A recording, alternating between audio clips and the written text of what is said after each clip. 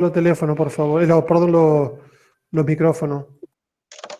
Ahí está. Era yo que le decía que iba a empezar a grabar nomás, listo. Ahora sí. Bueno, lo primero que vamos a aclarar que la palabra aptitud es una palabra que se refiere a una práctica, a un uso del agua. No vamos a hablar del tema de calidad. Nosotros podemos tener agua que son aptas para el riego, podemos tener agua que son aptas para la ganadería, pero que no puedan ser aptas para el consumo humano. En este caso concreto, nos vamos a limitar a considerar la aptitud del agua para el riego. Nosotros hasta ahora habíamos hablado del clima, habíamos hablado del cultivo y la necesidad del riego, y bueno, para regar obviamente necesitamos agua. Nosotros teníamos dos fuentes posibles de agua, las aguas superficiales y las aguas subterráneas, y siempre Oscar dice una frase: agua es lo que sobra. Nuestro planeta, en vez de llamarse tierra, debería llamarse agua, porque tenemos mayor porcentaje de la superficie cubierta por agua, pero la mayor parte del agua es agua salada que no es apta para el consumo humano. Entonces, lo primero que tenemos que saber, antes de proyectar un sistema de riego, es si el agua que vamos a destinar o que disponemos para el riego tiene aptitud. Hagamos un pequeño raconto de lo que significa el riego o las áreas regadas en el mundo. Y fíjense que solamente el 15% de las tierras irrigadas producen el 30 al 40% de los alimentos del mundo. En Argentina solamente hay un 4% de tierras agrícolas que están bajo riego, y en la pampa húmeda solamente el 0,38%.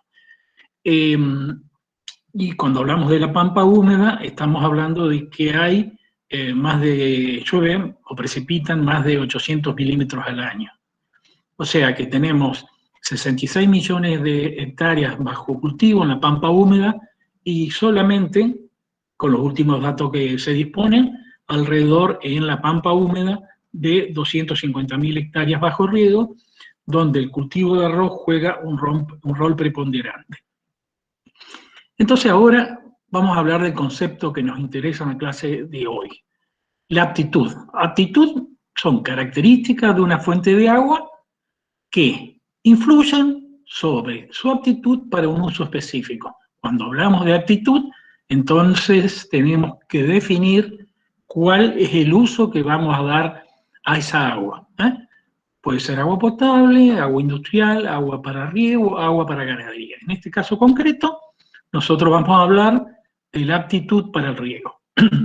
Entonces, nosotros vamos a tener, o podemos llegar a tener, aguas de mala aptitud, y esto va a generar un efecto adverso sobre la producción de los cultivos. O sea que hay una relación directa entre la aptitud del agua para el riego y la producción de los cultivos con respecto a la producción potencial. Bueno, vamos a ver ya después algunos gráficos, algunas referencias bibliográficas que relacionan algunos de los aspectos que son importantes en la producción de los cultivos dependiendo de las características físico-químicas del agua. Bueno, esto es un pequeño texto largo, pero conceptualmente lo que estamos diciendo, nosotros tenemos estimado para la República Argentina en el área bajo riego con fuentes superficiales y subterráneas, que se puede llegar a ampliar hasta aproximadamente 4.730.000 hectáreas, o sea, 5 millones de hectáreas. Actualmente solo se alcanza a 2,1 millones de hectáreas. Como yo ya le había dicho, solamente representa aproximadamente el 5% de la área cultivada. En el resto del continente, este valor es el 10%, y en el mundo, el área bajo riego es el 19% de la superficie total cultivada. En Argentina hay un plan del gobierno nacional que pretende duplicar la superficie para riego, y hay un organismo nacional que se llama PROSAP, el Programa de Servicios Agropecuarios, que es un organismo nacional que tiene fondos internacionales del Banco Interamericano de Desarrollo, está conectado con la FAO, etcétera, que es la que está llevando adelante este proyecto de duplicar las áreas bajo riego. En el caso concreto de nuestra facultad, nosotros hicimos la evaluación de duplicar el área bajo riego del arroz en la provincia de Entre Ríos, Corrientes, Chaco, Formosa y Santa Fe. En este caso concreto, nosotros planteamos llevar a casi 250.000 la superficie bajo riego mediante sistemas de riego, no del riego a nivel productor. El aumento de la superficie de riego bajo arroz se basaba en el uso de agua superficial y en el uso de agua subterránea. Bueno, vamos a ver qué es lo que significa en cada una de las provincias la superficie irrigada. Fíjense que si ustedes ven, la superficie irrigada más importante es la superficie de Mendoza, que representa el 28,8%, casi el 30% de toda la superficie irrigada del país.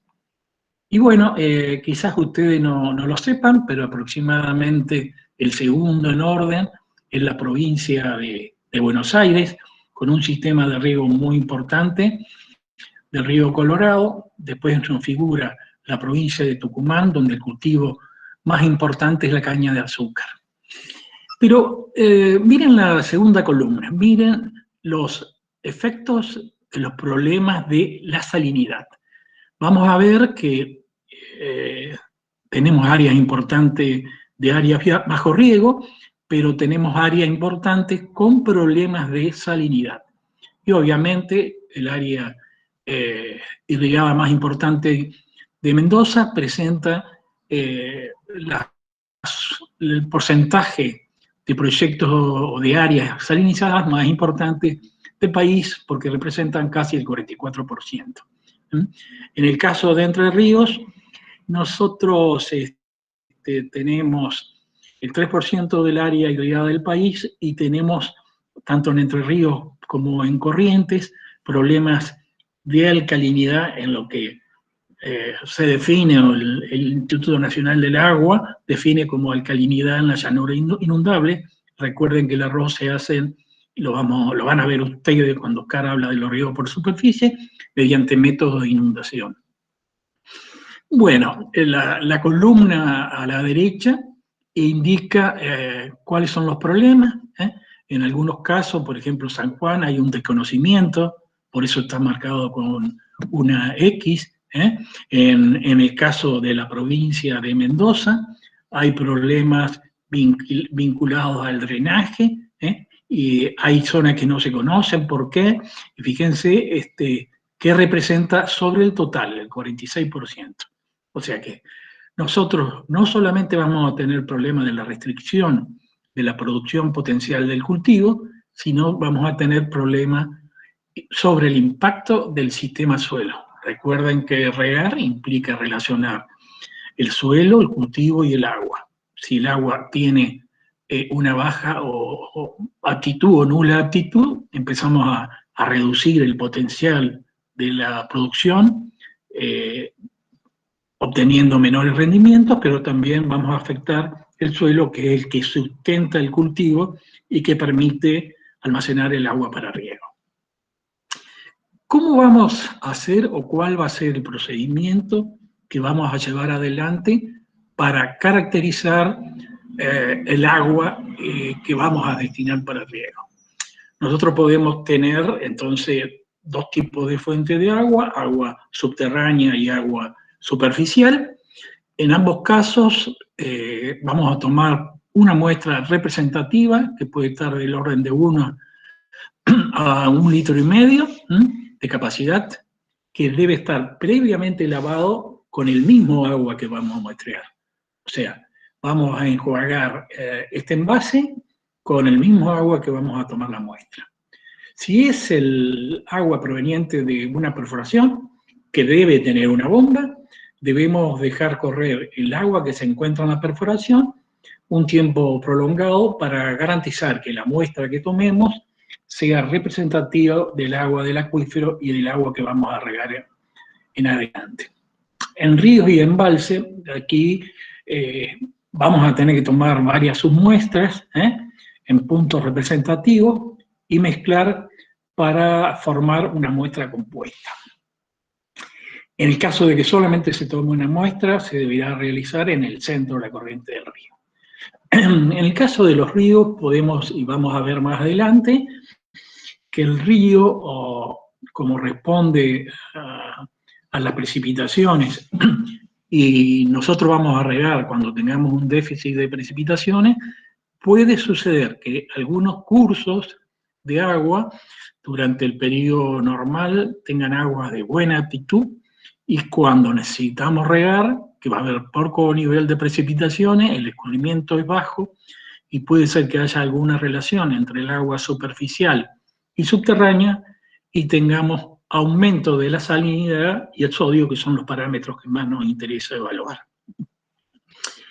Entonces, tomamos la muestra, antes de remitirla al laboratorio, no debe ser superado 24 horas desde el momento del muestreo, por lo tanto es necesario ponerse en contacto con el laboratorio antes del envío, cerrar el envase y etiquetarlo, y dependiendo de algunos análisis, si incorporamos análisis microbiológicos, refrigerarlos a una temperatura mediante hielo. Bueno, acá hay un listado de las variables, me falta una D en aptitud, de las variables necesarias desde el punto de vista físico-químico para evaluar la aptitud del agua para riego. Bueno, vean que hay un parámetro que se llama conductividad eléctrica, que se puede medir en el campo y en laboratorio. Es un buen indicador porque está relacionado directamente con la salinidad. Bueno, y en el laboratorio vamos a exigir como datos básicos para poder determinar su aptitud la medición de sodio, calcio y magnesio. El sodio es el enemigo no solamente del suelo, sino de la aptitud del agua para riego, que se ve contrarrestado con el calcio y el magnesio. Después vamos a ver cómo.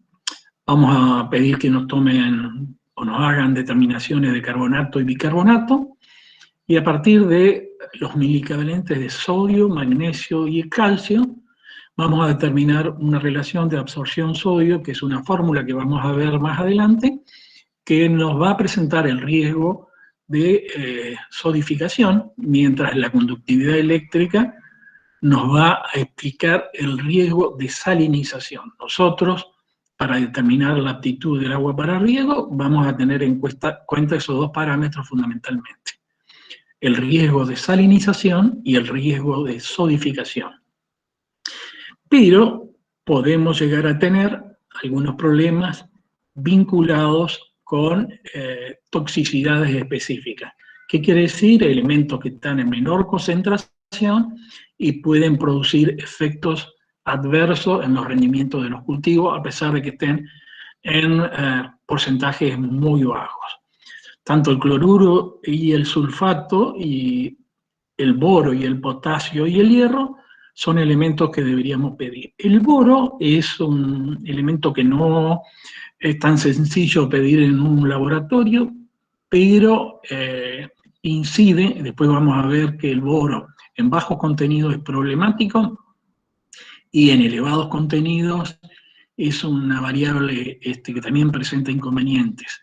O sea que el boro tiene una ventana muy estrecha entre un contenido mínimo y un contenido máximo, y por eso es importante su determinación.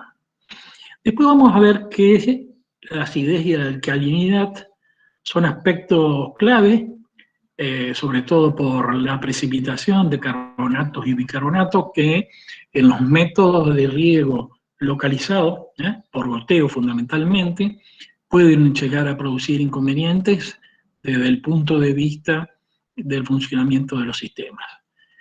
En algunos casos, si tomamos una muestra refrigerada, vamos a solicitar nitrato, nitrógeno, amonio y nitrógeno en formato de nitratos. Y vamos a pedir también fosfato y fósforo. Estas dos variables adicionales inciden en la aptitud del agua para riego. Eduardo, Sí, por favor. volver al anterior, bueno, sí, estamos en la misma. Mismo, ¿no? Como comentario, podemos decir de que esto es cuando, yo siempre pongo el ejemplo como cuando uno va a hacerse un análisis químico de sangre, ¿no? O sea, uno va a pedir ciertos elementos que sean investigados de esa agua y fundamentalmente tendríamos que pensar de que la conductividad eléctrica, como ya lo dijo Eduardo, es un indicador que representa en cierta medida la cantidad de sales. Entonces, de alguna manera, está representando con el otro parámetro que es sales totales y disuelta, son los parámetros básicos para identificar. Muchas veces no hay que quedarse con dos, muchas veces se piden 2 o 3 de estos elementos y no alcanza a de alguna manera representar los problemas que puede llegar a tener, sobre todo cuando hay microelementos presentes, como el caso del boro, que es un elemento que afecta mucho el crecimiento de las plantas, digamos, ¿no? Así que es un inhibidor del crecimiento. Así que, como conclusión, yo diría de que uno puede tener una muestra general, pero siempre hay que tratar de investigar qué pasa con el agua, porque eso va a definir la calidad del riego futuro, ¿no? Sí, nada más. Bueno, este esquema que ustedes ya lo han visto de química, lo más importante que estamos incorporando aquí, la unidad en la que se expresa. Nosotros la vamos a pedir siempre en miliequivalentes por litro y a la derecha está el peso específico. Fíjense que la única que vamos a cambiar de una manera distinta va a ser las sales totales disueltas, que como Oscar dijo recién, está relacionada directamente con la conductividad eléctrica. Las sales totales disueltas nos da la cantidad expresada en miligramos por litro, y la conductividad eléctrica la vamos a expresar en mínimos centímetros. El RAS no tiene unidad adimensional, y los otros elementos los vamos a expresar en miliequivalente por litro. El pH es una variable importante que juega un rol, sobre todo en los sistemas de riego localizado y en los sistemas de riego por aspersión, por la posible incidencia que tiene en el caso de que en vez de ser cañerías de plástico son cañerías de hierro, o pueden producir o dar lugar a procesos de corrosión si las aguas son muy ácidas.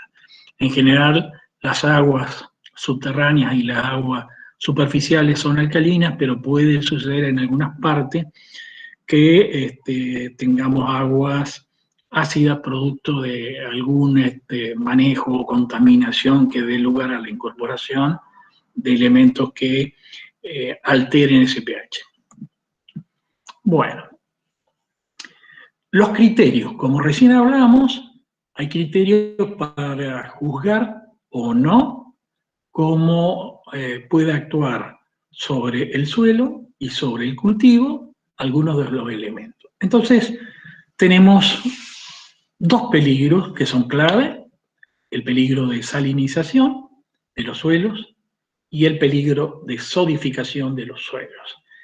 Esto recordarán en edafología. Nosotros, si estamos regando con agua de baja aptitud, alto contenido de sales expresado en conductividad eléctrica, va a haber un problema de salinización del suelo, un aumento de la conductividad del estrato de saturación, va a alterar desde el punto de vista de la sodificación la capacidad de intercambio catiónico, o sea que vamos a alterar el suelo, y al aumentar la salinización del suelo, lo que vamos a producir, y más adelante vamos a ver un gráfico que relaciona este aspecto, es la retención o la tensión de retención que tiene el suelo para distintos contenidos de sales o expresados en conductividad eléctrica. O sea, que a medida que aumenta la salinización del suelo, la tensión de retención del suelo es mayor, con lo cual eso reduce la posibilidad de transferencia de la humedad del perfil a la atmósfera, con lo cual se ve reducido el proceso de transpiración, y como hay una relación directa entre el proceso de transpiración y los rendimientos del cultivo, cuando se reduce la transpiración por exceso de sal en el suelo, que genera una restricción a la transferencia de agua a la atmósfera, tenemos disminuciones en los rendimientos. La solidificación del suelo juega un rol equivalente, genera dispersión de los mismos y una disminución significativa de la capacidad de infiltración. Entonces, si disminuimos la capacidad de infiltración, nos va a costar mayor esfuerzo, va a ser más complicado incorporar al agua al perfil del suelo, y este es un inconveniente que tenemos que tener en cuenta.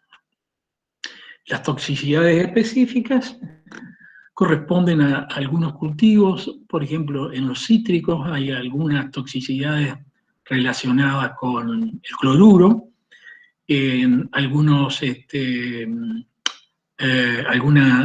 producciones hortícolas también hay reducciones en los rendimientos por toxicidades específicas, y también por, obvio, los peligros de salinización y salidificación de los suelos. Entonces, ¿qué significa la salinización del suelo? Que vamos a tener un proceso de acumulación de las sales solubles a lo largo de la profundidad o zona radical de los cultivos, hasta niveles o concentraciones que causan pérdidas significativas del rendimiento. Entonces, la acumulación de sales solubles es nuestro primer enemigo y se manifiesta como una salinización del suelo. Y fíjense a nivel mundial qué pasa con los problemas de salinización de los suelos. Entonces, nosotros tenemos áreas, este es un mapa elaborado por FAO, un mapa que nos presenta a nivel global toda la zona que tienen problemas de salinización. Entonces, parte de estos suelos que están con elevados contenidos salinos pueden ser por las características propias del suelo o por el riego que se da. En Argentina vemos que en la provincia de Buenos Aires, en parte del litoral argentino, y a lo largo de la zona del Paraguay, del Bermejo, tenemos inconvenientes. Brasil tiene un área importante de problemas de salinización, lo mismo que toda la costa del Pacífico y toda la costa norte del Caribe Atlántico. O sea que es un problema. Si miran en el caso de los Estados Unidos, todas las áreas bajo riego que están sobre la costa del Pacífico, California, que tienen un déficit hídrico muy importante, por un mal manejo del riego, como habíamos hablado en la clase anterior, con bajos niveles de eficiencia, se acumulan sales en el perfil del suelo. Mucha del agua de riego es agua de perforación, que tiene más contenido salino que un agua de escurrimiento superficial, y entonces esto se manifiesta. Bueno, lo mismo pasa en algunos de los otros países. En Australia hay una superficie de riego de arroz muy importante. Fíjense que esa zona que está pintada en negro abajo, que se llama Gales del Sur, también presenta problemas de salinización muy importantes y es una zona arrocera. Entonces, Oscar dijo que nosotros podemos expresar el contenido total de sales en el volumen del agua del suelo en una unidad que sería miligramos por litro. Miligramos es el peso o la masa del soluto y litros del volumen, y lo vamos a expresar por un parámetro muy fácil de medir, que es la conductividad eléctrica, y la vamos a referir a los 25 grados centígrados. Y existe una relación directa que en general se adopta, que el contenido de sales multiplicado por 0,64 por esa constante da aproximadamente la conductividad eléctrica del agua que estamos midiendo. O sea que podemos pasar de miligramos por litro o de gramos por litro a conductividad eléctrica en función de la unidad que utilicemos. Entonces, sólidos totales disueltos es el indicador de los problemas de salinización de los suelos, y la forma que se ha adoptado para medir es la conductividad eléctrica. Bueno, esto es lo que hablamos nosotros. Nosotros tenemos un problema que a medida que aumenta la salinidad del suelo o el contenido salino del suelo, esto afecta el potencial osmótico, que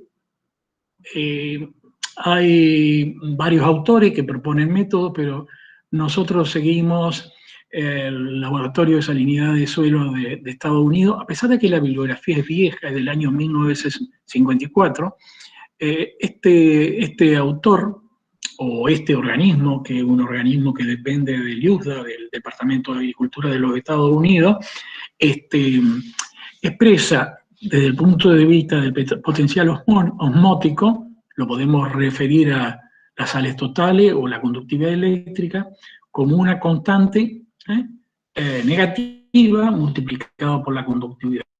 Y eso nos da la tensión de retención.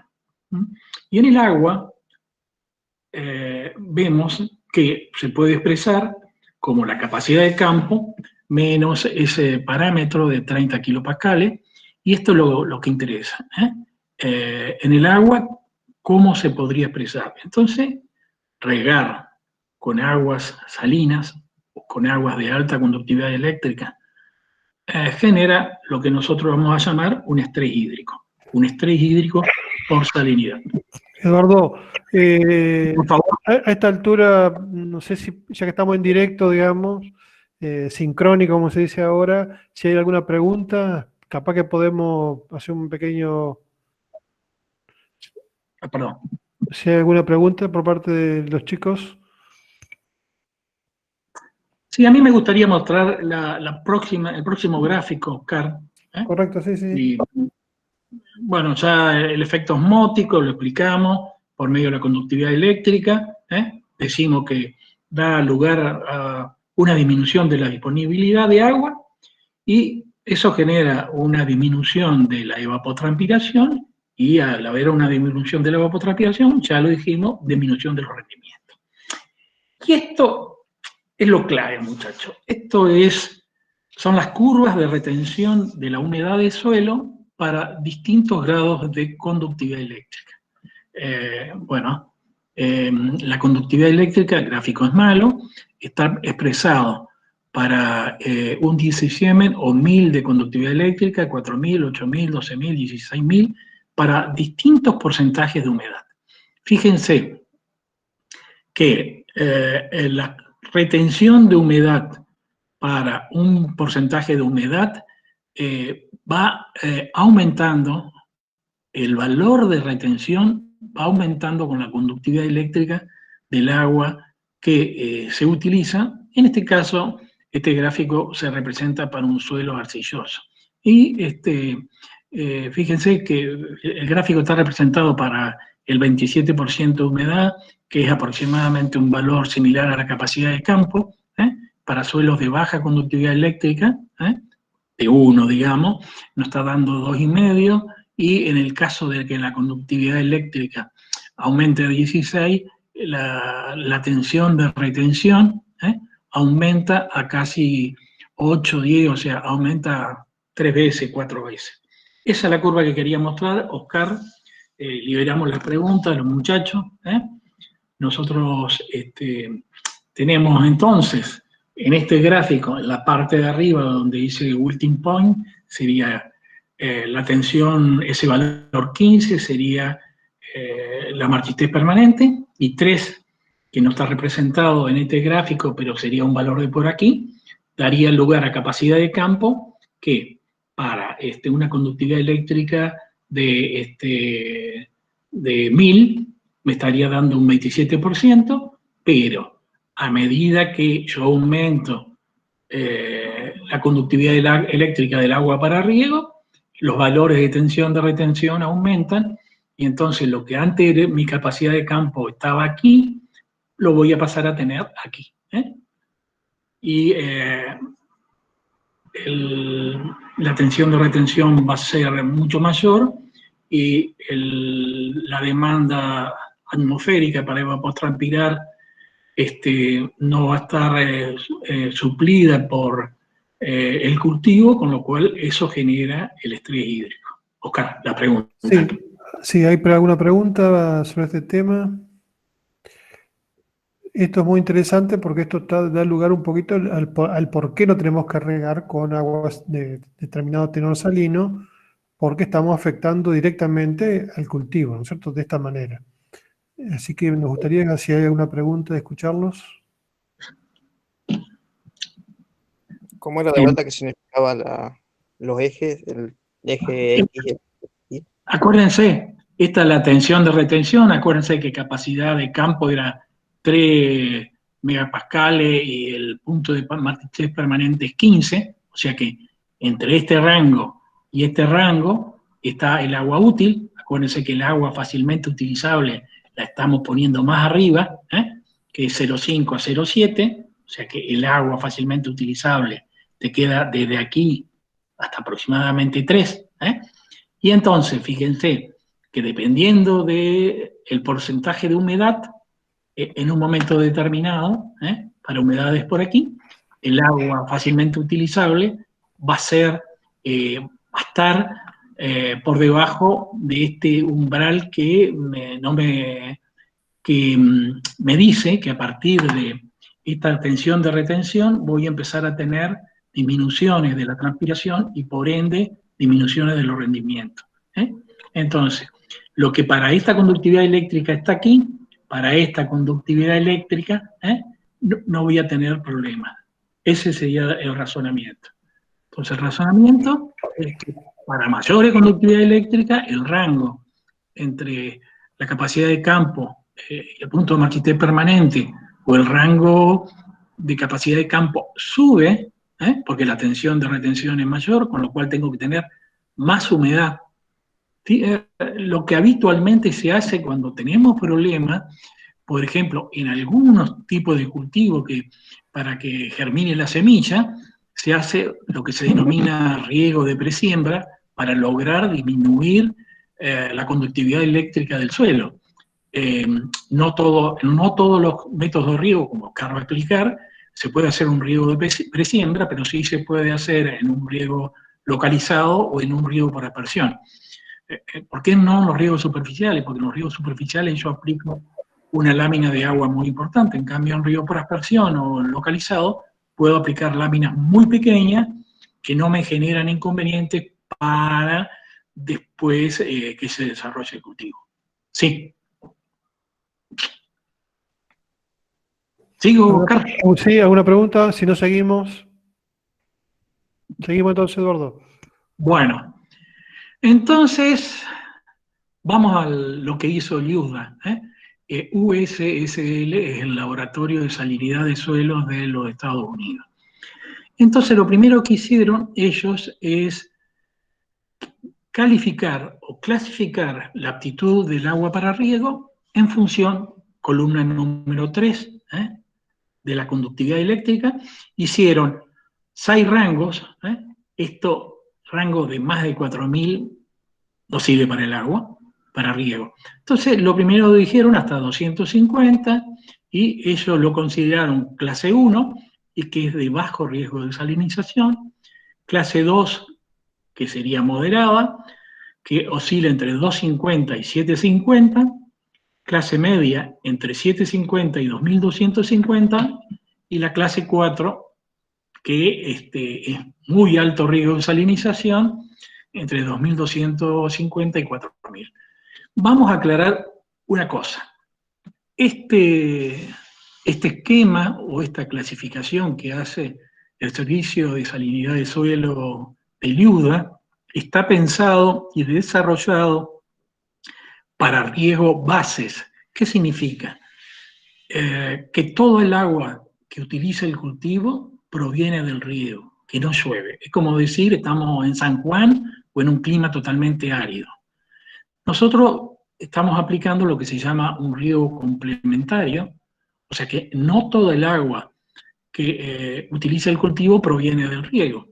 O sea que estas normas que están expresadas aquí son muy estrictas y en condiciones nuestras deberíamos tomarlo como un valor tope, y de hecho nosotros en la pampa húmeda se está regando con agua por encima de 2.250 de conductividad eléctrica y no ha habido problemas de salinización, pero lo ideal sería que como máximo estemos en clase 3.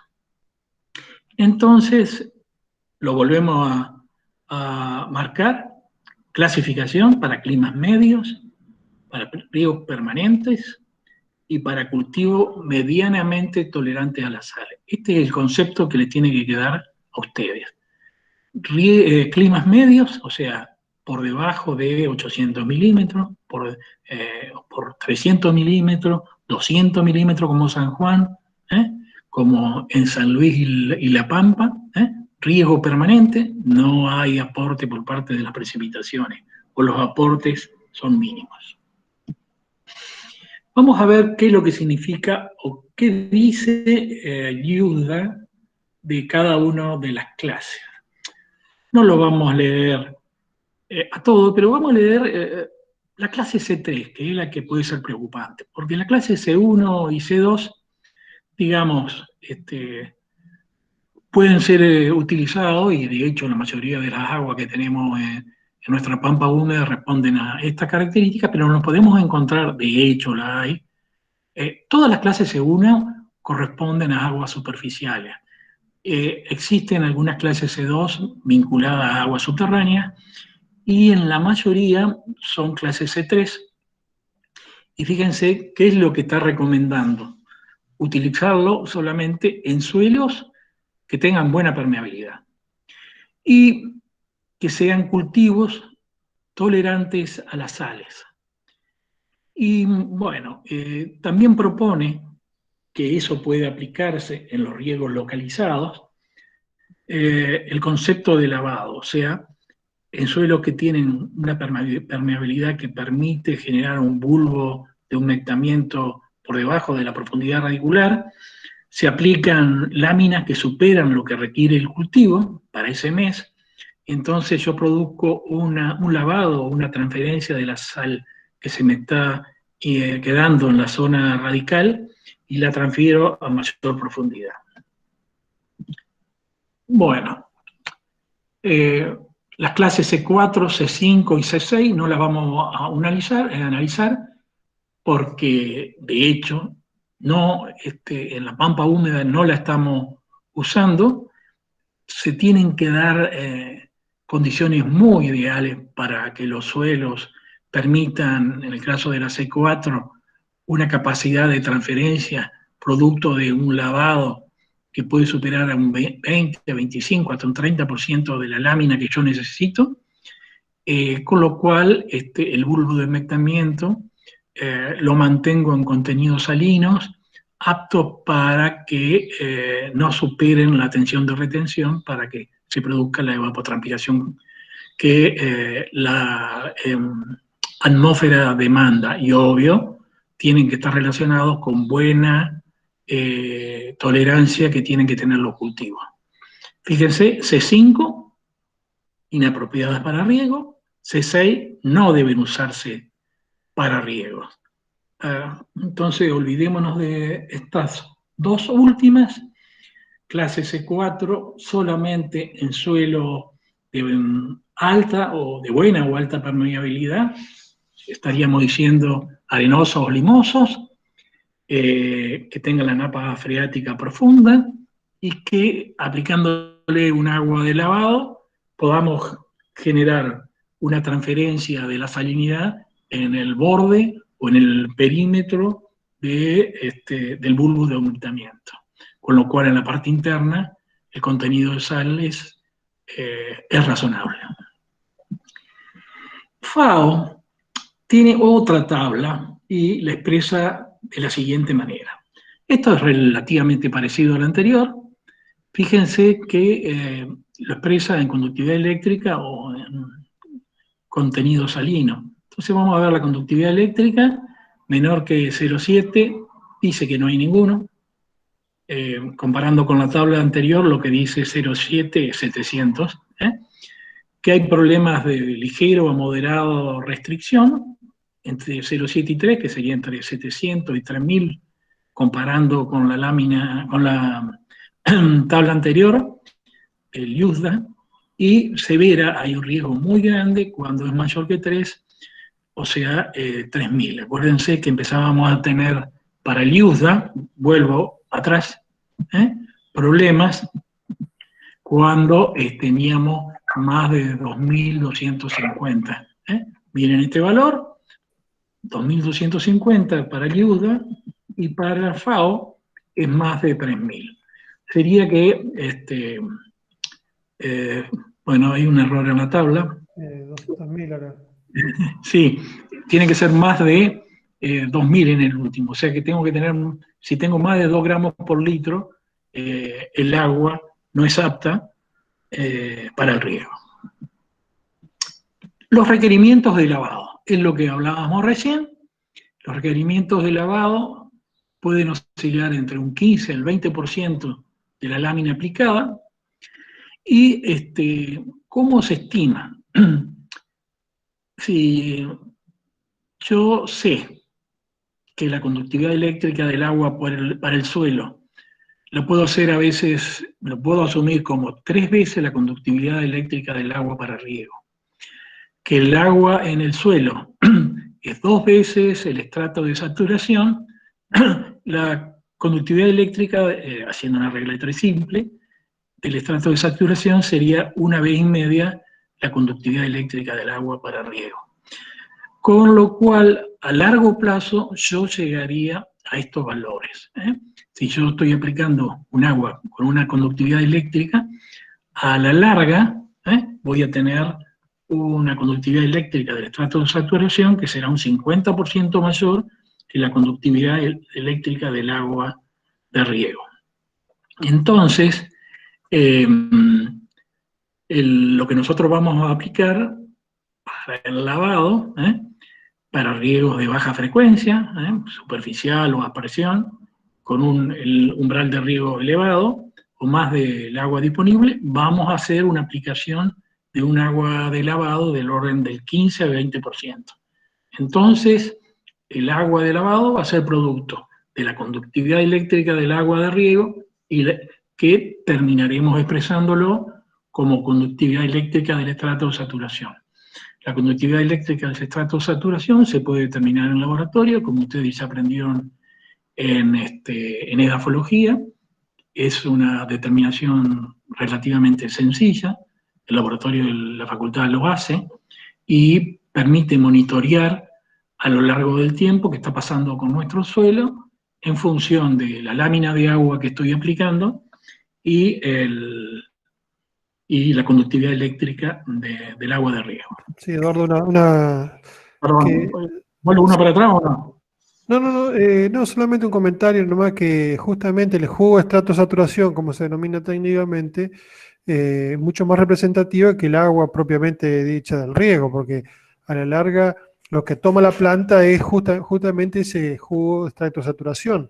Entonces, de alguna manera, me parece mucho más representativo ese indicador que justamente la calidad química. Pero lo que pasa es que es mucho más fácil manejar esos datos de la conductividad eléctrica del agua de riego, y de alguna manera es más fácil y está indicando, por supuesto, es un buen indicador, pero mucho mejor, por supuesto, es el estrato de saturación. Que es la realidad. Nosotros, el objetivo sería monitorear la conductividad eléctrica del estrato de saturación, partiendo de la base que a largo plazo va a depender de la conductividad eléctrica del agua para riego y de la forma que reguemos, de la lámina que reguemos.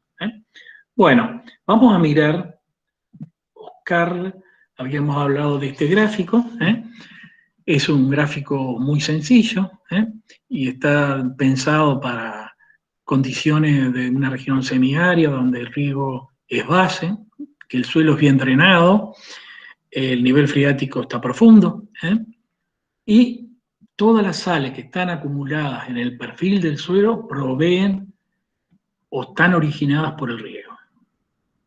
Este famoso cuadrito dice que el perfil del cuarto, cada cuarto responde a una parte de la evapotranspiración, 40, 30, 20 y 10, y el resto nos está explicando qué es lo que está pasando cuando yo aplico una lámina de riego. Tengo una conductividad eléctrica original, una conductividad eléctrica, la SW, es soil water, para distintas profundidades va a ser totalmente distinto.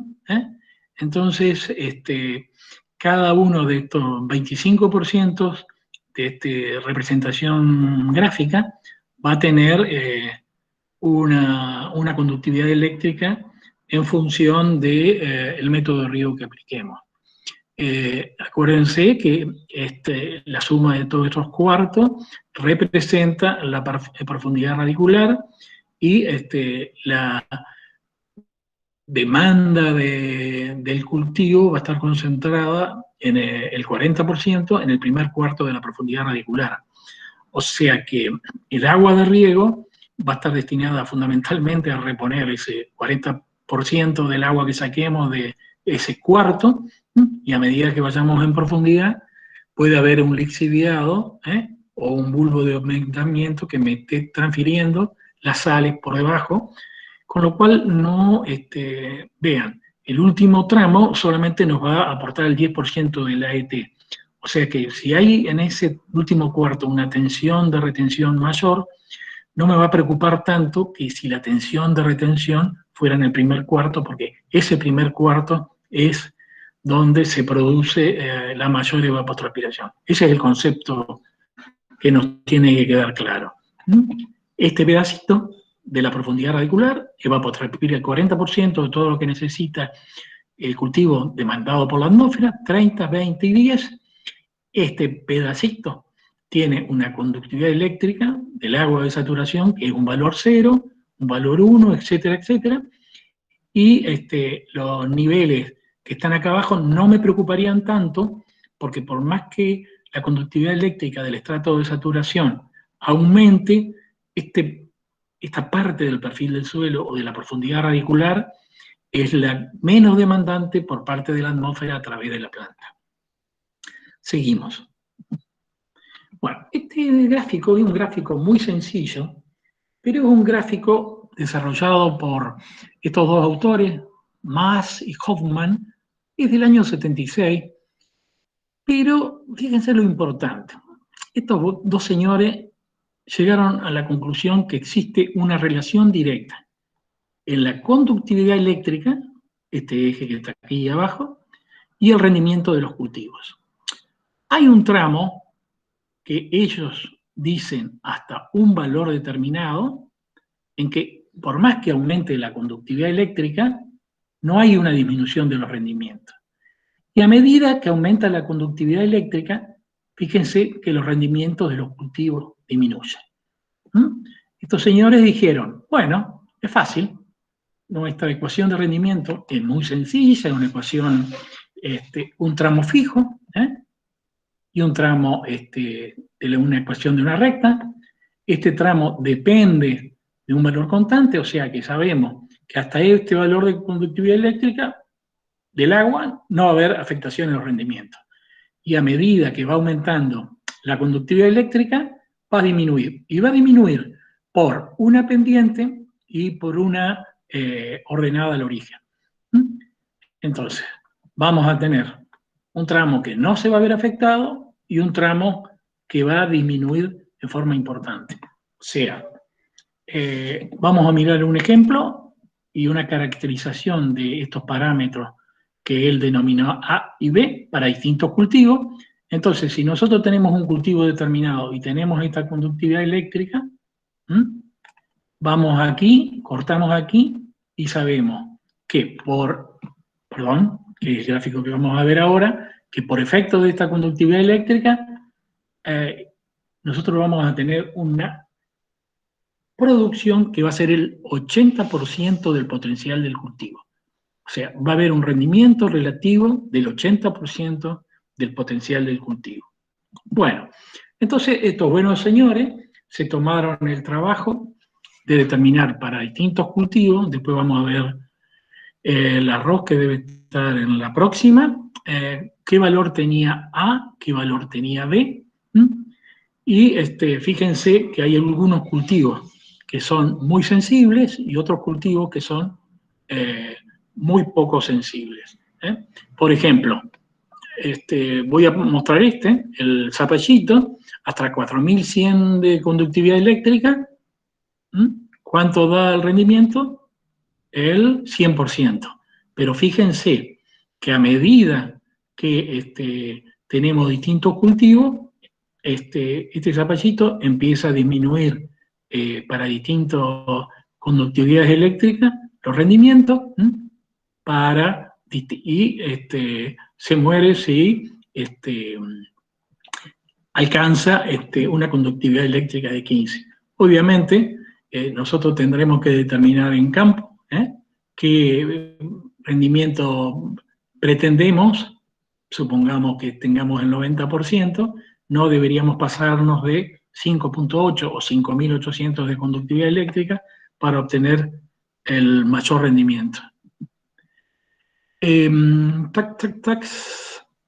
Aquí tenemos otro, o sea que esta gente caracterizó todos los cultivos y acá caracterizó para distintos cultivos si la resistencia a la conductividad eléctrica es alta, media o baja, esto para cultivos hortícolas.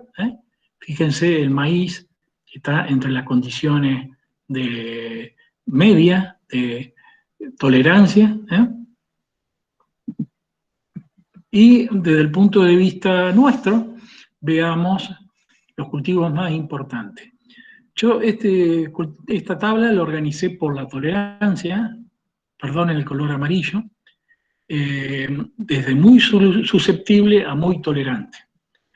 Entonces, fíjense que el trigo, hasta 6000 de conductividad eléctrica, no tiene problema, con lo cual es muy tolerante, la soja también, la papa pasa a ser muy susceptible, lo mismo que el tomate, el arroz es muy susceptible, o sea que hasta 3000 de conductividad eléctrica no tenemos inconveniente, y el maíz es de todo lo que estamos teniendo aquí, un cultivo muy susceptible.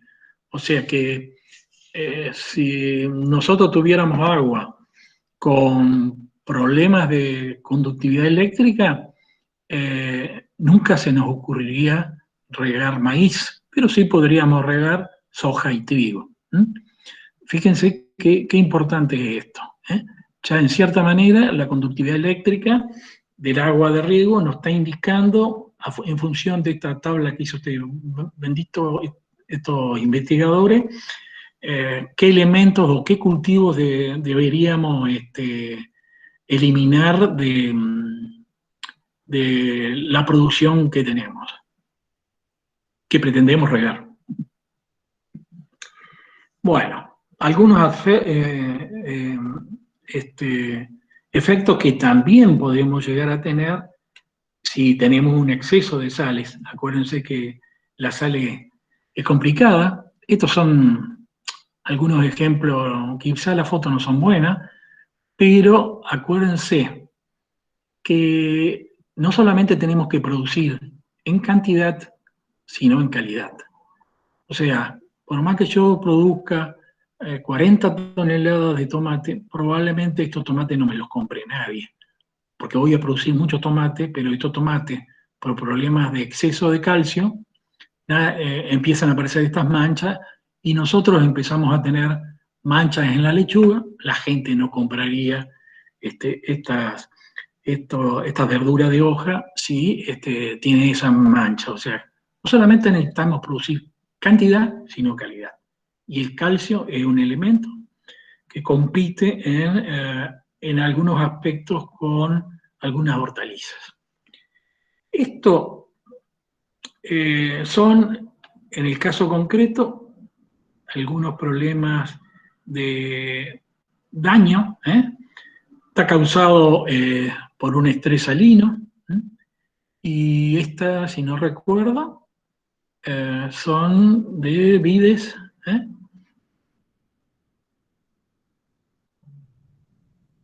Y el autor, la referencia, ahí está el autor. Fíjense cómo, dependiendo... No son paltas, no, bien, cultivo es palta. Perdón, son paltas. Bueno, tenés mejor vista que yo. En realidad dice paltos, entonces me equivoqué yo. Puede ser que el nombre científico en latín sea palto CB, has. Bueno, entonces podemos tener problemas de salinidad marcado por esto.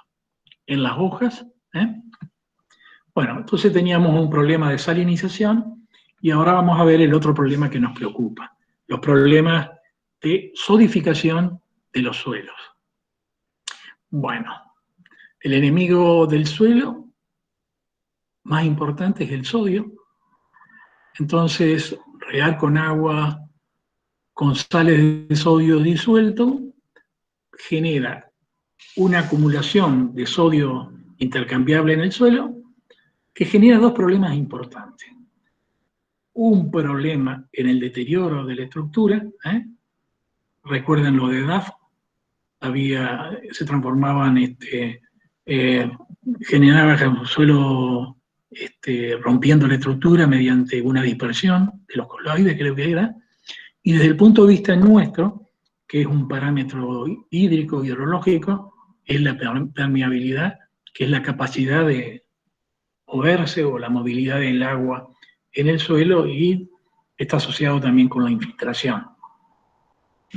Parámetro más importante y más sencillo de determinar, el porcentaje de sodio soluble, que sería un indicador del peligro de sodificación de los suelos, y está expresado como un porcentaje de el sodio con respecto al total de los cationes multiplicado por 100. Como es un porcentaje, se multiplica por 100. Entonces, ¿qué es lo que nos dice la tabla? Si el porcentaje de sodio soluble está menor que 20%, si supera el 80%, el agua es inapta para el riego. En general, podemos decir que como límite, entre 40 y 60%, el agua sería admisible, permisible, pero deberíamos estar en lo ideal por debajo del 40% para lograr buenos rendimientos y no haya afectación de las características de los suelos que produzcan dispersión de los mismos. Y el parámetro más conocido, que también lo desarrolló el Servicio de Salinidad de Suelo de los Estados Unidos, es la relación de absorción-sodio, que en español su sigla es RAS y en inglés es SAR, y está expresado como una relación entre el sodio dividido la raíz cuadrada de la semisuma de calcio más magnesio, todo expresado en 1000 equivalentes por litro. Fíjense, a medida que aumenta el sodio, el valor de RAS aumenta, con lo cual el indicador está relacionado directamente con el contenido de sodio, y está inversamente relacionado con la semisuma, la raíz cuadrada de la semisuma de calcio y magnesio. O sea, que la suma de calcio y magnesio no solamente tiene que duplicarse, sino elevarse al cuadrado. O sea que, evidentemente, el calcio y el magnesio mejoran las características del agua para riego, pero tienen que incrementarse en forma sustancial. Yo creo, y Oscar vos me vas a hacer recordar mejor, que en una experiencia que se hizo en Villaguay o por ahí, se aplicó yeso en un campo 2.000, 4.000 o 6.000 kilos de yeso por hectárea y se midió la recuperación. Acuérdense que el yeso también tiene calcio, ¿no es cierto? Carbonato de calcio, y a pesar de tener sulfato. Y bueno, y eso dio buenos resultados, pero son enmiendas que ustedes habrán analizado en EDAFO y cultivo, quizás en tecnología, lo haya analizado en su momento, y es una forma de lograr recuperar suelos salinos sódicos. Entonces, variable importante para el Servicio de Salinización de Suelo de los Estados Unidos, Laboratorio de Salinidad de Suelo de los Estados Unidos, es la conductividad eléctrica y lo que ellos denominan el RAS. Un ejemplo muy sencillo, cómo juega. Acuérdense que hay elementos para convertir miligramos a miliequivalentes, y en este caso concreto, nosotros tenemos este valor de combinación de miliequivalentes de sodio, calcio y magnesio me da un valor de 5,64. Y vamos a ver lo que significa ese RAS de 5,64. Otro parámetro que nos interesa es no solamente el sodio, sino el carbonato. Y también genera un peligro de sodificación y se expresa como el carbonato de sodio residual. El carbonato de sodio residual está vinculado a la presencia de iones de carbonato y bicarbonato y la relación con el calcio y el magnesio. Fíjense cómo juegan, el calcio y el magnesio mejoran esta relación, el carbonato y el bicarbonato, por otra parte, hacen que las aguas se vuelvan más inaptas. Desde el punto de vista del carbonato de sodio residual, cuanto más pequeño sea este valor, fíjense, del orden de 1,25, se pueden usar para cualquier caso, sin problemas. Si ya llegan a 2,50, aquí empieza a haber problemas. Fíjense que de una de las alternativas para mejorar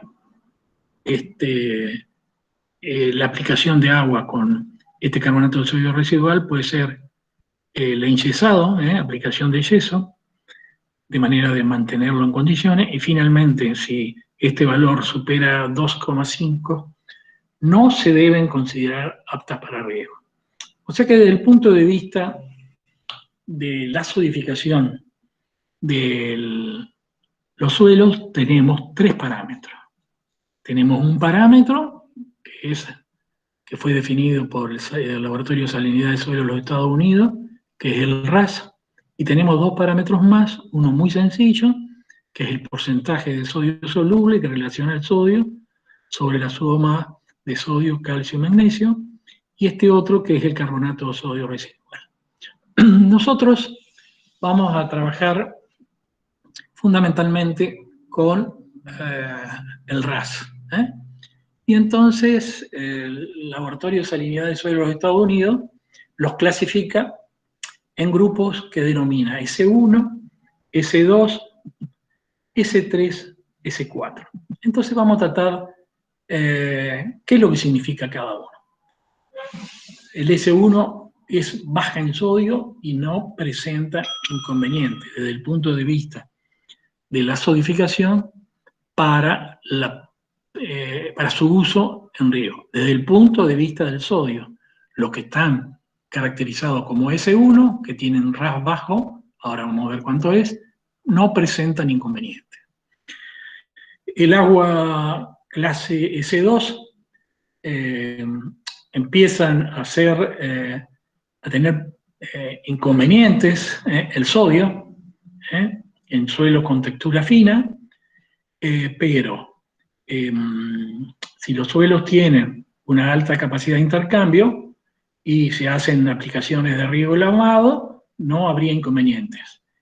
Y esto puede subsanarse, estas aguas en la clase S2, si estos suelos tienen yeso, y puede aplicarse sin inconveniente en aguas de textura gruesa o en suelos orgánicos, pero ambos suelos tienen que tener buena permeabilidad. Tienen que garantizar que el movimiento del agua sea en profundidad y no quede ocupando la profundidad radicular de los cultivos.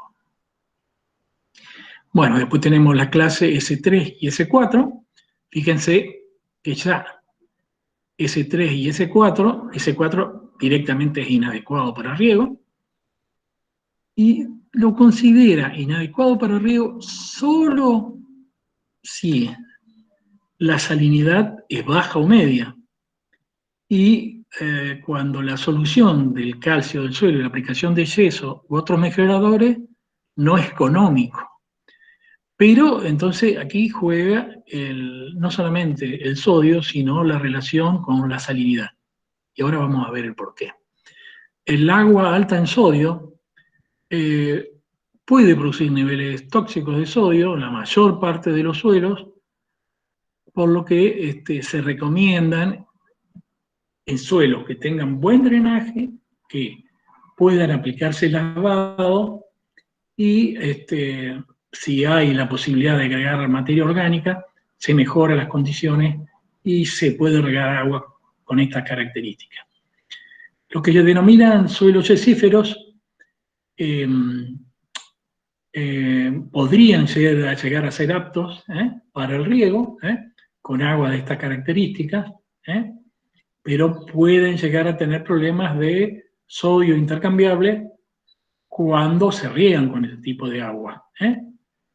Y si logramos lograr aplicar mejoradores químicos, se puede lograr eliminar el sodio intercambiable, o sea que tenemos que manejarnos con calcio y magnesio. Bueno, el Laboratorio de Salinidad de Suelo de los Estados Unidos, que está ubicado en una localidad que se llama Riverside, o sea, al lado del río, esa sería una traducción sencilla, desarrolló este diagrama. El diagrama de Riverside es el diagrama más famoso en riego, es más usado que los diagramas de FAO, y fíjense, en el eje de las X está expresada la conductividad eléctrica. En función de eso, clasifican las clases S1, S2, S3 y S4. No clasifican más de S4 porque ya están fuera de la agua de aptitud para riego. Fíjense, S1, acuérdense que llegaba hasta 100, S2 hasta 250, hasta 750, S3 hasta 2250 y S4 hasta 4000. Entonces, los peligros de salinidad se representan en estos ejes verticales. Y los peligros de sodificación están vinculados a esta relación de absorción sodio. Y fíjense que tenemos peligros bajo, medio, alto y muy alto. Y la combinación de los peligros de bajo riesgo de salinidad y bajo riesgo de sodificación se clasifican como C1 y C1. O sea, la primera letra es la conductividad eléctrica, C, y la segunda letra es la S de sodio. Y el número, en ambos casos, representa si son valores bajos, medio, alto, muy alto, tanto para el sodio como para la conductividad eléctrica. Bueno, lo que uno hace, en función de las determinaciones de laboratorio y de campo, ubicar en este diagrama la muestra o las muestras en el caso de que el establecimiento sea muy grande o haya que definir dónde regar, o tengamos varios arroyos o perforaciones que nos abastezcan de agua. Hacemos la representación gráfica y este caso concreto son aguas subterráneas para riego de toda la zona arrocera de Entre Ríos, y es lo que yo le decía. Fíjense que en toda la zona arrocera de Entre Ríos el riesgo de salinización es alto y el riesgo de sodificación es medio. O sea, que la mayoría de nuestras aguas no tendrían riesgo de sodificación, pero tendríamos problemas de salinización. Y en algunos casos tenemos alto riesgo de salinización y muy alto riesgo de sodificación. En el caso, no sé si es la perforación 9 o 19 o es la 1 y la 9. Y hay una única perforación que tiene muy alto riesgo de salinización y muy alto riesgo de sodificación, que esta que está aquí, que por el número que no veo bien, es la 6. O sea, que todas las que están ubicadas en esta zona tienen alto riesgo de sodificación. Ustedes se preguntarán por qué la curva no es derecha. Fíjense que todas las curvas tienen una cierta pendiente. Fíjense, ¿qué me está diciendo? Que a medida que aumenta la conductividad eléctrica, el problema del RAS aumenta. Para conductividades eléctricas muy altas, el problema del RAS aumenta asociado con, con la conductividad eléctrica. O sea, si yo tengo un RAS 10, para con una conductividad eléctrica 250, no hay problema, sería C1S2, sería C2S2, fíjense, paso a C3S3, o sea, que voy cambiando en función de eso. Y lo mismo pasa en este sentido. Esta combinación es la combinación más desfavorable. Altas conductividades eléctricas, alto problema de sodificación. Obvio, con estas aguas no hay que regar. Y nosotros hemos hecho un relevamiento que no he representado en este diagrama de Riverside. Ahora vamos a hablar un poquitito más adelante. Todas nuestras aguas de los ríos, los embalses y de los arroyos caen en este grupo. Bajo riesgo de salinización y bajo riesgo de sodificación. Pero después vamos a ver algo que nos sorprendió, que era previsible que pasara, cuando los ríos, en vez de estar en condición normal, están en condición de sequía o de bajante. ¿Qué pasa Eduardo, esto último que vos dijiste es muy importante, dado que muchas veces se dice, bueno, se riega con agua subterránea o superficial. Evidentemente acá te está marcando la importancia de trabajar con agua superficial sobre la subterránea, en el caso de Entre Ríos, porque, como muy bien dijiste, la mayoría, digamos, de las aguas superficiales se encuentran en este primer, digamos, en este primer tramo del gráfico, que es el C1S1, versus el otro que está totalmente corrido hacia altas conductividades y algunas de sodicidad media.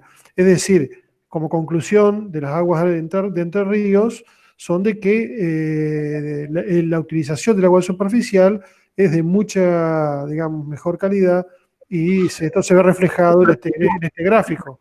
Mejor aptitud, ya no estamos equivocando. Sí, perdón, aptitud, disculpe.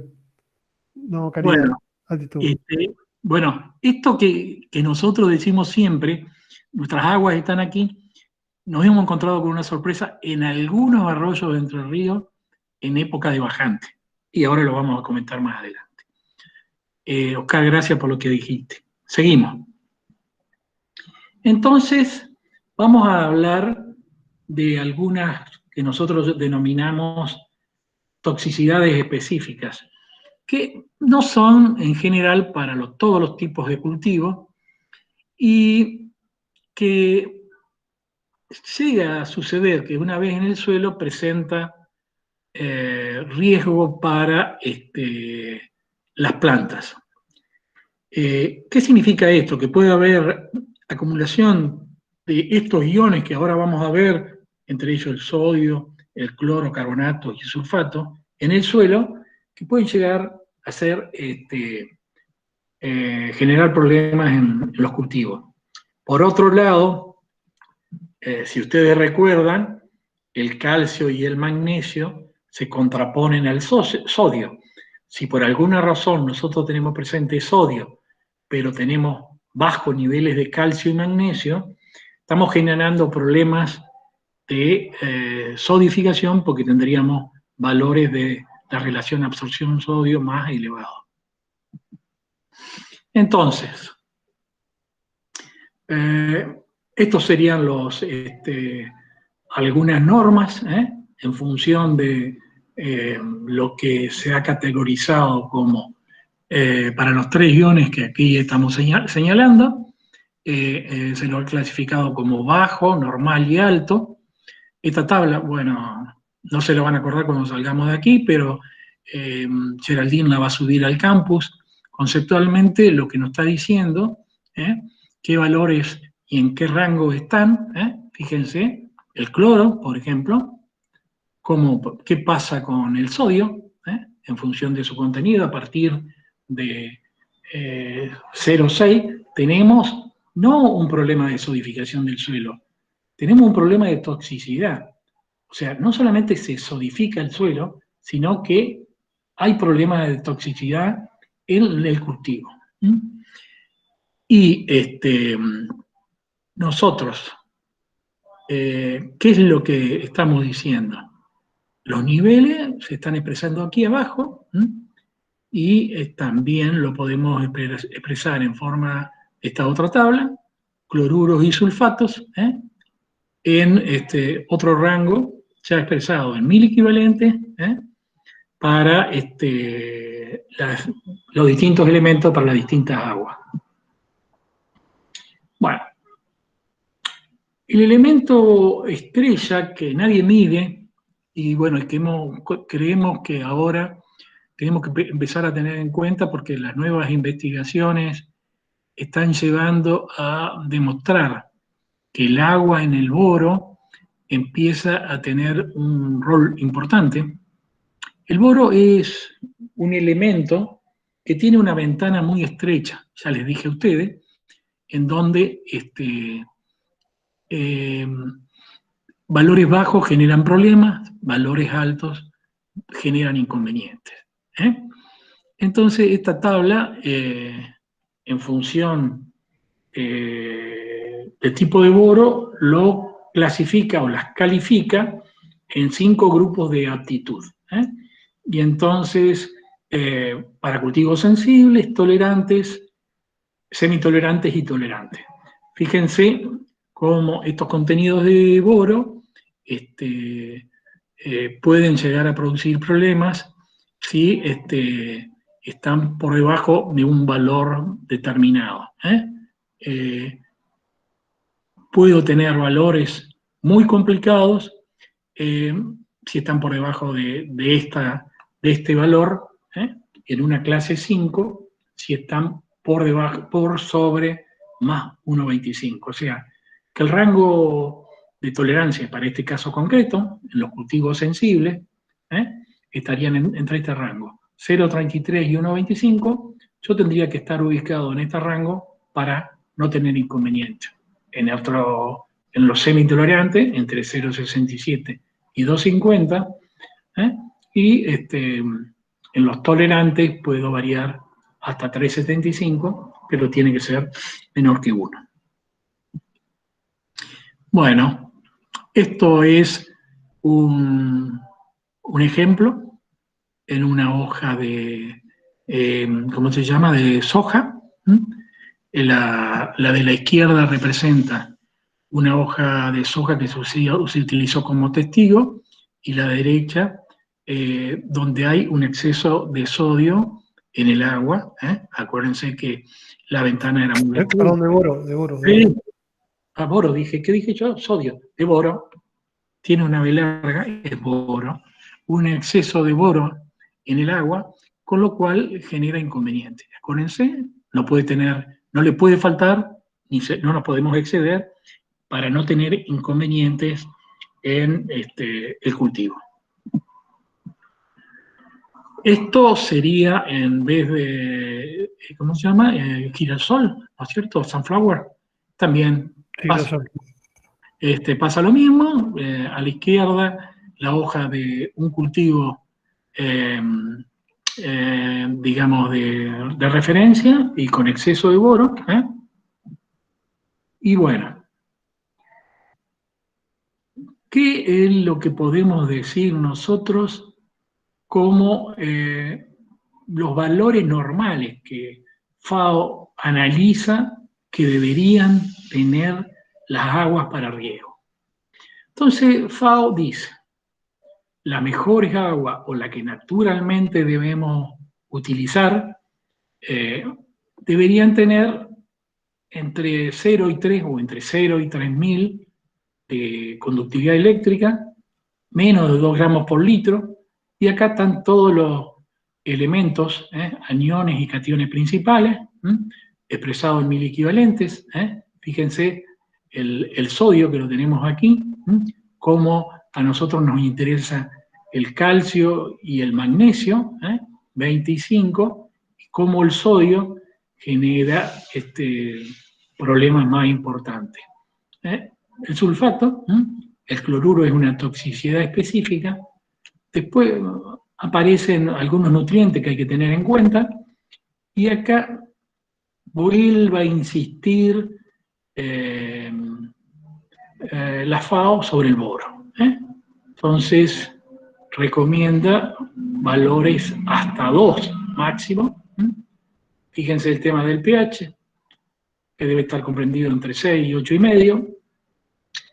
Y la FAO es un poco más permisible para el riego complementario que lo que determinó el Laboratorio de Salinidad de Suelo de los Estados Unidos, y admite hasta valores de 15.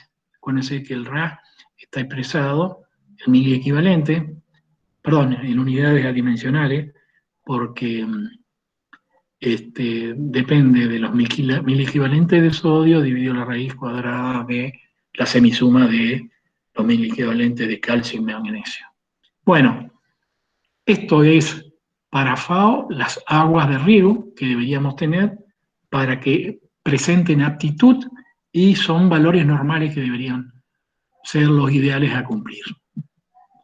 Bueno,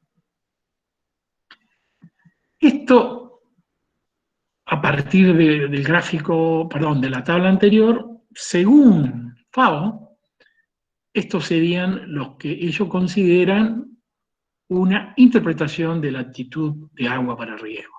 Y entonces, obviamente, la primera variable que nos interesa, conductividad eléctrica, en vez del Laboratorio de Salinidad de Suelo de los Estados Unidos, que tiene 4 clases, ellos tienen 3, ninguna moderada y severa, y tienen 3 valores, o sea, admiten menos de 0,7, que sería para nosotros S1 y clase 1 y clase 2 de conductividad eléctrica, 0,7 a 3, que sería para nosotros C3, y más de 3, que sería C4 o de C5, esto de conductividad eléctrica, esto de salinidad. Fíjense, acá sí lo analizan no como salinidad, sino como el juego de infiltración. Hacen una combinación del RAS y la conductividad eléctrica. Entonces, en función de la combinación del RAS y la conductividad eléctrica, ellos analizan los procesos de infiltración y ahí juegan con el valor de RAS, con una relación RAS igual a 0 menos 3 veces la conductividad eléctrica, RAS igual a 20 menos 40 veces la conductividad eléctrica, y ese valor es la ecuación. Si ustedes me permiten, vuelvo un par de... La ecuación de estas rectas. ¿En dónde estoy? Acá. La ecuación de esta recta es la que FAO analiza. Trax track, track. Entonces, FAO analiza esta recta y la genera de esta manera. Bueno, y después habla de las toxicidades específicas, como ya dijimos, obvio, el sodio, el boro, y el boro lo analiza, fíjense qué importante, si lo hacemos para riego superficial, para riego por aspersión, perdón, el cloro, y el boro lo analiza solamente para todos los riegos, perdón, lo del cloro, y exige que sea menor que 0,7, y empezamos a tener problemas de severidad si el boro supera el valor de 3.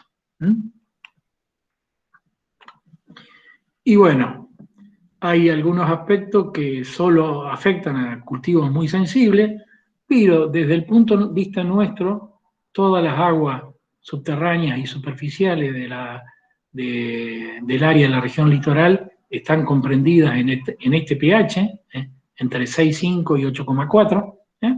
Y bueno, y estos son los rangos vinculados al nitrógeno y al bicarbonato. Bueno, vamos a ver cómo juega el tema de la obstrucción, de la sección o de la salida del agua en los riegos localizados. Acuérdense que no solamente nosotros tenemos aptitud del agua para riego desde el punto de vista del suelo y del agua, sino también desde el punto de vista de las características de los sistemas de riego que utilizamos. Entonces, los más sensibles son los que ustedes van a aprender, que son los de riego localizado, que tienen emisores o salidas de muy pequeño diámetro, entonces pueden taponarse con sólidos en suspensión, con la precipitación de sustancias químicas, carbonatos, bicarbonatos. Acuérdense ustedes el sarro que los que viven en Proverde, que quedan las pavas por una precipitación de lo que es la alcalinidad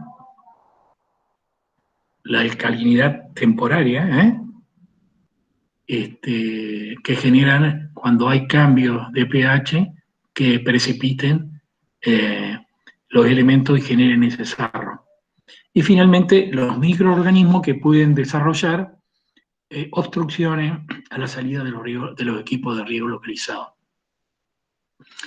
Entonces, los problemas que generan aguas con algunos riesgos en la clasificación de bajo, medio y alto son, obviamente desde el punto de vista físico, los sólidos suspendidos, sólidos en suspensión, o sea, la concentración. Desde el punto de vista químico, el pH, los sólidos disueltos, no los sólidos suspendidos, los sólidos disueltos, o sea, salinidad, el contenido de manganeso, de hierro, sulfídrico y población biológica, o sea, cantidad de bichos que tenemos desde el punto de vista microbiológico. Y estas son una tabla que representa las condiciones que tienen que tener las aguas como aptitud para algunas condiciones de ser utilizadas para riego y no producir inconvenientes en los equipos. Bueno, este era el parámetro que nos interesaba. Cuando la aptitud del agua para riego presentaba problemas, nosotros en algunos tipos de suelo podríamos aumentar la lámina aplicada y eso se conoce como lavado. Entonces vamos a usar el concepto de fracción de lavado, FL. La fracción de lavado es un aporte adicional del agua del suelo y que está relacionada. Es una relación directa entre la conductividad eléctrica del agua de riego y la conductividad eléctrica del agua del suelo, esto multiplicado por 100. Nuestro objetivo sería mantener la conductividad eléctrica del estrato de saturación del suelo en valores constantes que no sean afectados por la aplicación del riego. Entonces, Oscar mencionaba que se podía hacer monitoreo.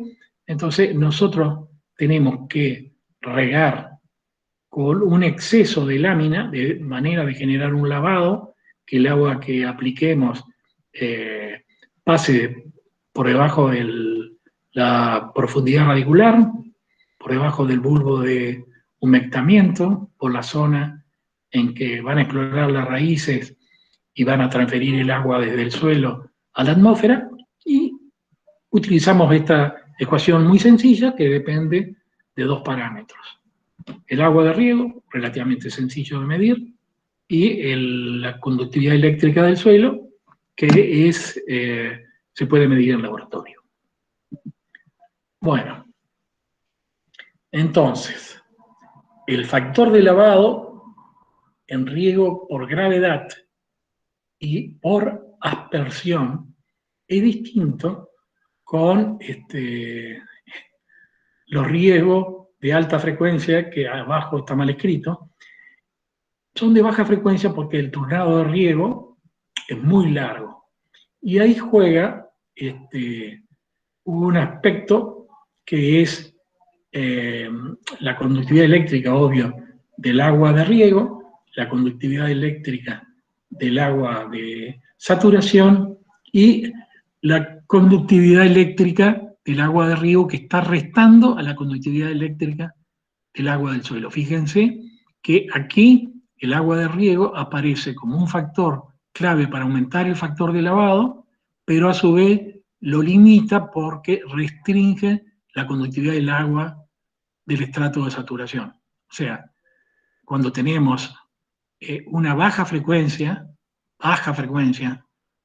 en esta está bien escrito, no abajo que está escrito como baja frecuencia, aquí está escrito como baja frecuencia y está bien, el factor de lavado es esa la ecuación.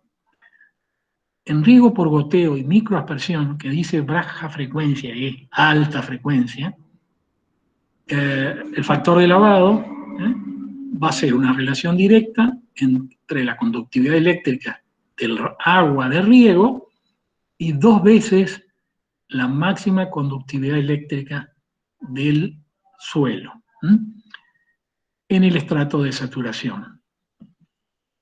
Esto hace que en esta condición se produce el 100% de la pérdida de producción cuando la conductividad eléctrica del estrato de saturación alcance su valor máximo. O sea, vamos a analizar la conductividad eléctrica del suelo en estrato de saturación para un suelo que produce el 100% de reducción de la producción. Y entonces el factor de lavado aquí va a jugar un rol más importante. ¿Por qué? Porque es goteo y microaspersión. En goteo y microaspersión nosotros vamos a estar regando 2 veces al día, 4 o 5 horas, lo vamos a hablar más adelante, y nosotros vamos a ir generando alrededor de las raíces del cultivo un bulbo de humectamiento y nosotros tenemos que evitar tener problemas de salinización. Este método de riego, goteo y microaspersión, globalmente considerado como riego de alta frecuencia o riegos localizados, permiten regar con aguas de mayor contenido salino. No son tan restrictivas como los métodos superficiales y los métodos de aspersión. Bueno, ¿cómo juega esto? Y recordemos qué es lo que pasa. Miren este grafiquito, donde estoy aquí. Miren este grafiquito, el patrón de extracción de agua a los cuartos de profundidad. Y esto va a ser el perfil de salinidad luego de la utilización del agua.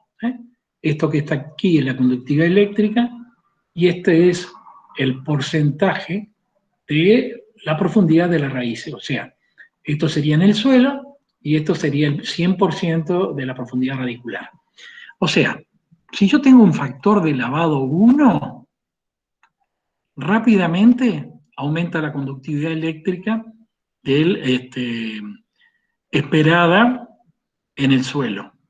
Pero a medida que voy aumentando el factor de lamado a 1,5, a 2, a 3, la conductividad eléctrica en el perfil del suelo va disminuyendo, lógicamente, porque yo estoy transfiriendo agua por debajo de la profundidad radicular. Esto sería la profundidad radicular, esto sería el suelo, o sea que las raíces se desarrollan en esta parte. Entonces, si yo logro un factor de lavado mayor, me puedo, digamos, desde el punto de vista agronómico, utilizar aguas de mayor salinidad o mayor contenido salino, pero aplicar en suelos que tengan muy buena permeabilidad, napa freática profunda y no tengan inconvenientes en el desarrollo de las raíces, puedo aplicar factores de lavado mayor, con lo cual estas curvas que tienen esta tendencia van a ir tendiendo a ser casi verticales, con lo cual la conductividad eléctrica que está en este eje, va a ser casi constante a lo largo de la profundidad. Seguimos avanzando. Bueno, vamos a hablar ahora de las prácticas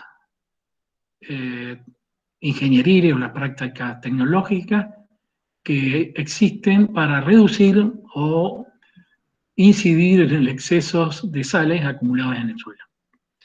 Lo primero es un manejo del residuo, la cobertura del suelo, incorporar materia orgánica, no eliminar el residuo, dejarlo en el mismo suelo, con lo cual genero condiciones favorables. A diferencia de hacer riegos de alta frecuencia, no hacer riegos separados mucho, en lo posible generar un riego de presiembra. Al generar un riego de presiembra es como hacer un factor de lavado. Yo genero una condición que disminuyo la salinidad en los primeros centímetros del suelo y la semilla puede desarrollarse. ¿Por qué? Aplicar un riego de presiembra implica transferir parte de la salinidad a mayor profundidad, encontrar condiciones de humedad más elevadas, y eso hace, recordando ese gráfico que vimos al principio, de que la tensión de retención del suelo sea menor y la semilla puede desarrollarse. Obvio, si tenemos agua con problemas de sales, tendremos que cambiar el método de riego. ¿Qué significa cambiar el método de riego? Puedo pasar a métodos de mayor tecnología o apuntar a mejor eficiencia. El problema de exceso de sales en el perfil del suelo o acumuladas en el suelo es una función directa de la eficiencia del riego. Cuanto más ineficiente es el riego, más agua me queda en el perfil del suelo, se va por percolación, puede producirse ascenso de la napa freática, lo puedo perder a pie del surco de la melga, o se puede producir un encharcamiento, si riego por aspersión, con lo cual las sales quedan en superficie porque lo que se evapora es el agua, y bueno, tengo afectaciones de ese tipo. Y obvio, nosotros desde el punto de vista ingenieril, podemos hacer también correcciones químicas o enmiendas, incorporando algunos elementos para favorecer la relación entre el sodio, el calcio y el magnesio y corregir ese exceso de sales. Obvio, recuerden que nosotros habíamos encontrado, en función de esas curvas que relacionan productividad y conductividad, que el trigo y la soja tenían mayor tolerancia a la conductividad eléctrica del agua de riego, con lo cual, que el maíz. O sea, si yo tengo agua con conductividades eléctricas elevadas, después miren ustedes ese gráfico, podríamos, en vez de regar maíz, apuntar a regar soja o trigo u otro cultivo que no sea, que que sea más tolerante a la salinidad. Bueno, y esto es una pequeña presentación de la aptitud del agua subterránea para riego en Entre Ríos. Ya algo hablamos con ese gráfico que yo presenté, del análisis de un proyecto que tuvimos en su momento, hace varios años, y que muestreamos alrededor de 70 perforaciones en la zona arrocera. Pudimos determinar que el 15% de la clase C1, o sea, clase de baja conductividad eléctrica, menor a 250 microsiemens, 70% era clase C3, o sea, la anterior, perdón, era C1, C2, el 70% era clase C3, contenido salino medio, que deben usarse solo en suelos con permeabilidad moderada a buena y con riesgo de lavados. Insólitamente, estas aguas de clase C3 con aptitud media también se utilizaban para regar arroz, que son suelos de artisoles, de baja capacidad de infiltración, y debido a las características del riego, y por tener baja capacidad y después producir una evacuación de los excesos a pie de melga, no generaban inconvenientes. No hemos encontrado inconvenientes muy grandes. Y el resto, o sea que 70 más 15, 85, el resto corresponde a clases C4 mayores, alto contenido salino excesivo, y solamente pueden utilizarse en suelos con buena permeabilidad y en cultivo con tolerancia a la salinidad. Algunas de estas aguas corresponden a la zona de, para lo que conocen, en la zona de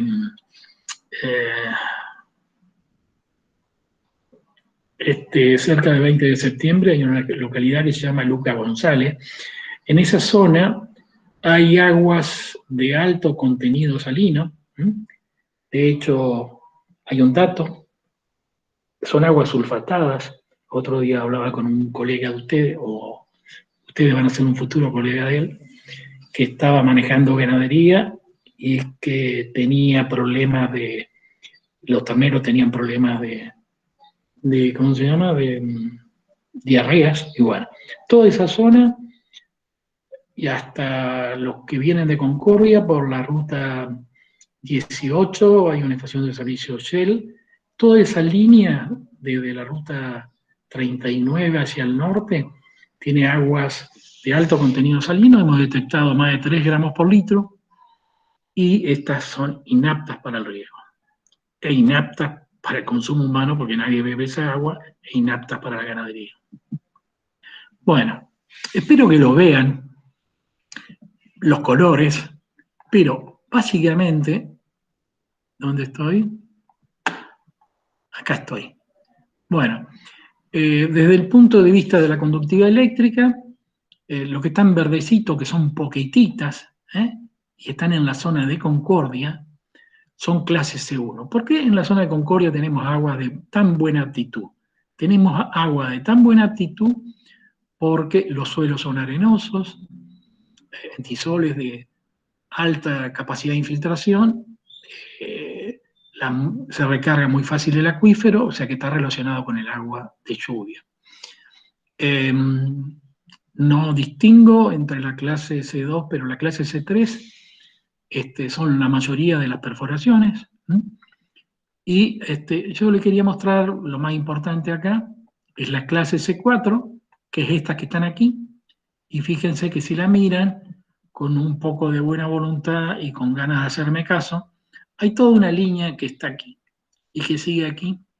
Toda esta línea aquí, que básicamente esto sería Luca González, por aquí estaría la ruta, la estación de servicio, me parece que antes de Villaguay o por ahí. Toda esta zona tiene aguas con más de 3 gramos por litro que lo hacen inapta.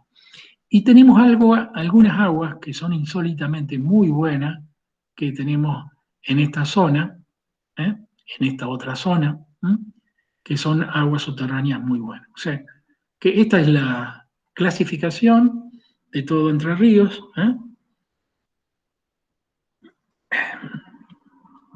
El riesgo de sodificación. El otro problema que tenemos, acuérdense, el 70% de las muestras de agua subterránea Entre Ríos tienen menor que 10, con lo cual son buenas, de buena aptitud, y el 90% están por debajo de 16, con lo cual pasan a ser clase, y ahora lo vamos a ver,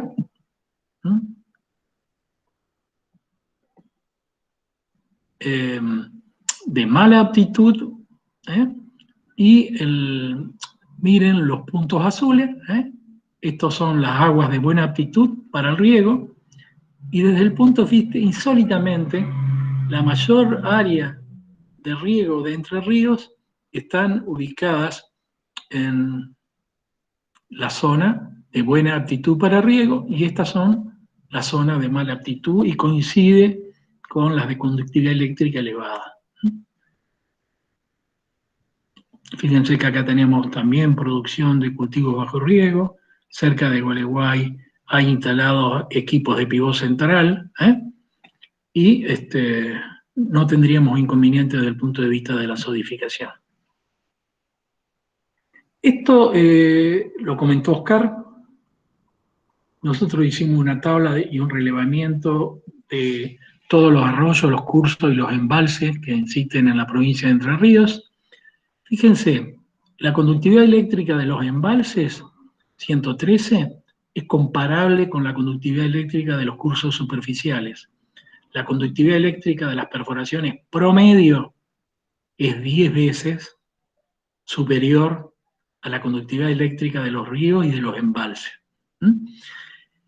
Vamos a aclarar que estos cursos son la conductividad eléctrica en situación decreciente, no en situación de estiaje, en situación normal.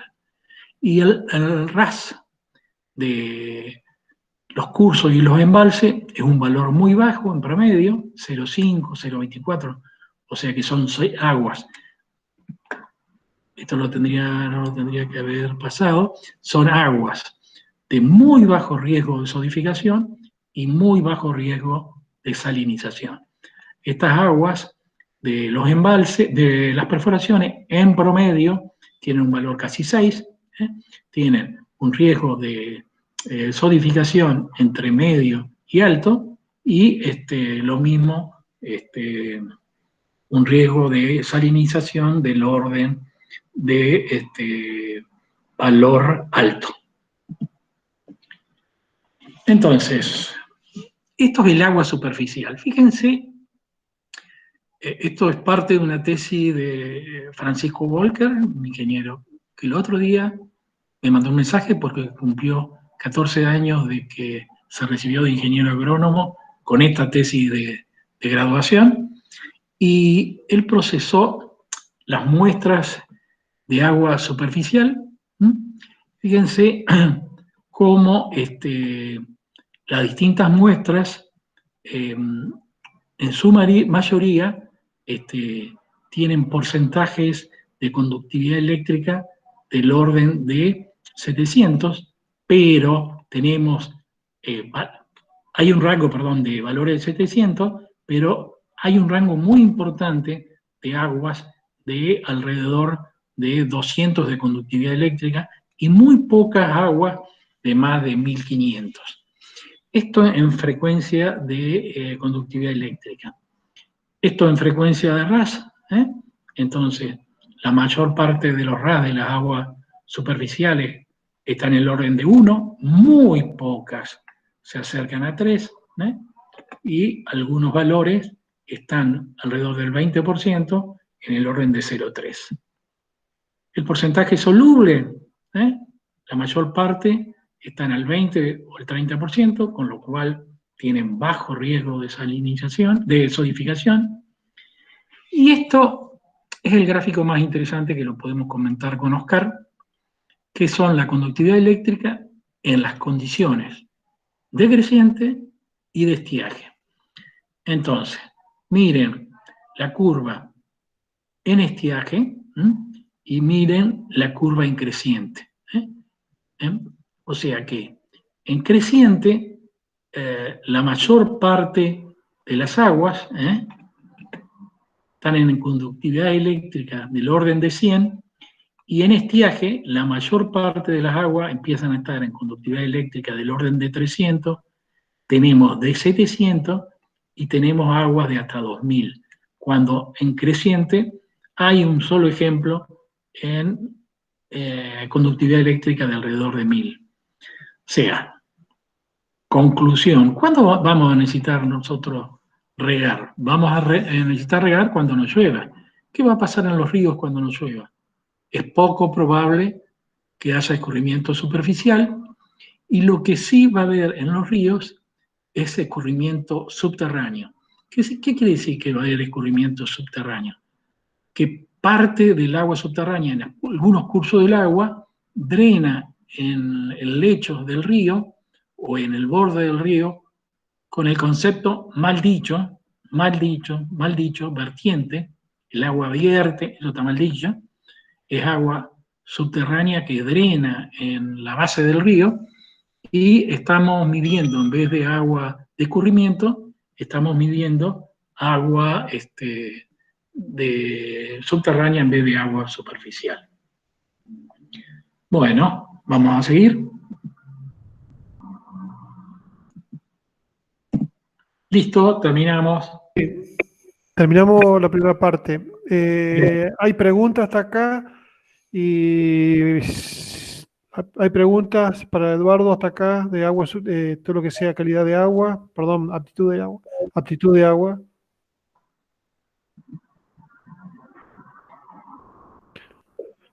Si no, hacemos 5 minutos de descanso, puede ser, Eduardo, y después arrancamos. Yo voy a preparar el mate. Bueno, me parece muy bien. 5 minutos, o sea, son exactamente las 4 de la tarde. A las 4:05 comenzamos con el tema de riego, lo que son métodos de riego. ¿Estamos? A las 4:05, por favor. Cierro esto entonces. Sí, cerramos.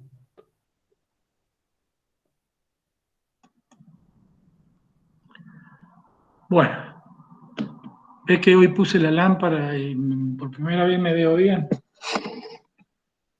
Está bien. ¿Cómo anda Geraldine? Acá estoy ahí. Ah, bueno, ahí te veo, sí.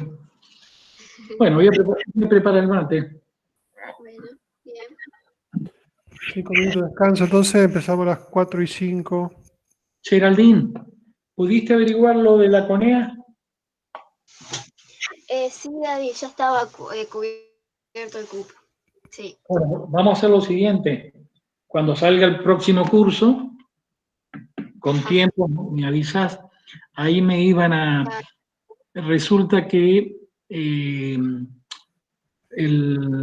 un formulario que completamos el 9 de marzo, no lo despacharon al rectorado porque desde el 9 de marzo no hay bolsa de documentación entre la facultad nuestra y el rectorado.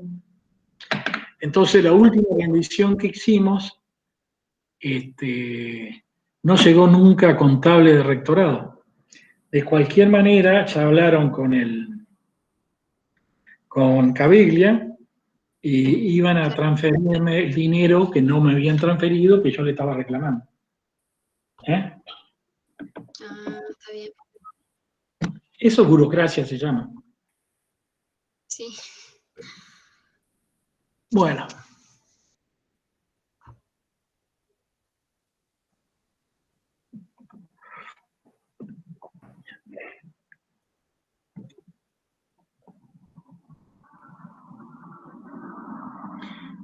Bueno, entonces, conclusión, le encontré 2 errores.